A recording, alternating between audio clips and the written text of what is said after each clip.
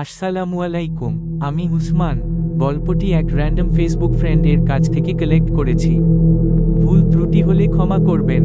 গল্পের নাম তাবিজখানার অন্ধকার পর্ব ১। উসমান ভাই, আপনি হয়তো বিশ্বাস করবেন না, কিন্তু এখন আমি যে ঘটনা শেয়ার করব তা সম্পূর্ণ রিয়েল। আমার নাম রাকিব, বয়স এখন ৩০ ছুঁই ছুঁই। এই যে আপনাকে আমার জীবনের ভয়ঙ্কর ঘটনাটা বলছি, এইটা আমার জন্য সহজ নয়। এখনো মাঝে মাঝে রাতে ঘুম ভেঙে গিয়ে বুক ধড়ফড় করে, আর কানে যেন কে যেন ফিসফিস করে কিছু বলে চলে। ঘটনাটা ঘটেছিল প্রায় ৭ বছর আগে। তখন আমি সদ্য একটা বেসরকারি প্রতিষ্ঠানে চাকরি পেয়েছি ঢাকায়। গ্রামের বাড়ি খুলনায়। ঢাকায় নিজের কাউকে চিনতাম না, তাই অফিসের কাছাকাছি একটা বাসা খুঁজে নিতে হয়েছিল তাড়াহুড়ো করেই। ৩তলা একটা পুরনো বাড়ির সর্বোচ্চ ফ্লোরে একটা একরুমের বাসা পেলাম, পুরান ঢাকার নবাবপুরের গলির ভেতরে।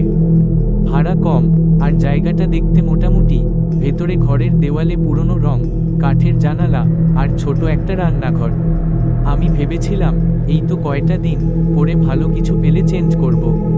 বাসায় উঠেই প্রথম যেটা খেয়াল করলাম সেটা হলো চুপচাপ একটা অনুভব, যেন চারপাশে অদৃশ্য কিছু ছায়া আমাকে লক্ষ্য করছে।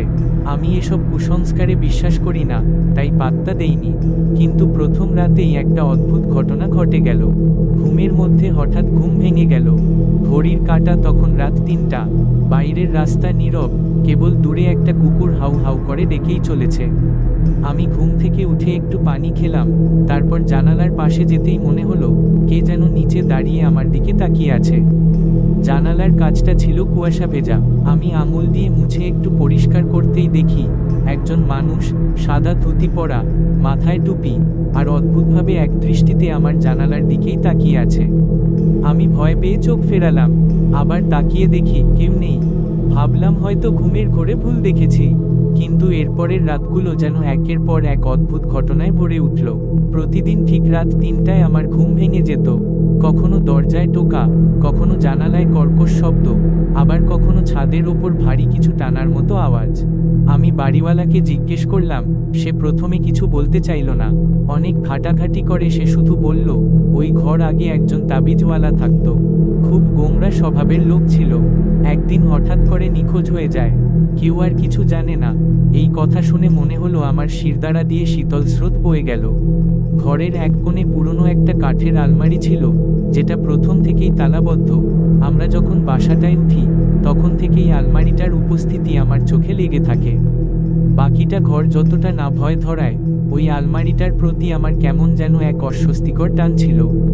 এটা যেন শুধু একটা আলমারি না, বরং ঘরের নিঃশব্দ পাহারাদার। প্রথম দিনই মা বলেছিলেন, এই আলমারিটা নাড়াচাড়া করো না। বাড়িওয়ালা বলেছে খুব পুরনো, ভিতরে কিছু নেই, তালাও খোলা যাবে না। তবু কৌতূহল তো সহজে থেমে না।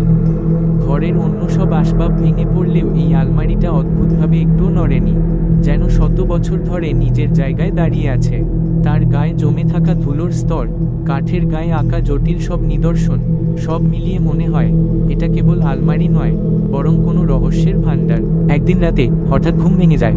ঘরের একপাশ থেকে যেন ধীরে ধীরে কিচকিচ শব্দ আসছে। চোখ মেলে দেখি ঘরের জানালা বন্ধ, সবাই ঘুমাচ্ছে, কিন্তু শব্দটা আলমারির দিক থেকেই আসছে। মনে হলো কেউ যেন ভেতর থেকে খটখট করে দরজায় আঁচড়াচ্ছে। আমি চুপচাপ শুয়ে থাকি, দম বন্ধ হয়ে আসছে। শব্দটা থেমে যায় কয়েক সেকেন্ডের জন্য, তারপর আবার শুরু। এবারে যেন একটু জোরে। অন্ধকারে কিছুই দেখা যায় না, শুধু অদৃশ্য একটা উপস্থিতি চারপাশে ঘনিয়ে আসে। পরদিন সকালে সাহস করে আলমারির দিকে এগিয়ে গেলাম। তালা আগের মতোই লেগে আছে, তবে আমার চোখে একটা নতুন জিনিস ধরা পড়ে। আলমারির নিচের ফাঁক গলে বেরিয়ে এসেছে ছোট্ট এক টুকরো কাগজ। কাপা হাতে সেটা তুলে নেই। কাগজে লেখা, তুই জেগে গেছিস, এবার শুরু হবে সত্যিকারের খেলা, চলবে, আপনারা চাইলেন এক্সপার্ট আসবে।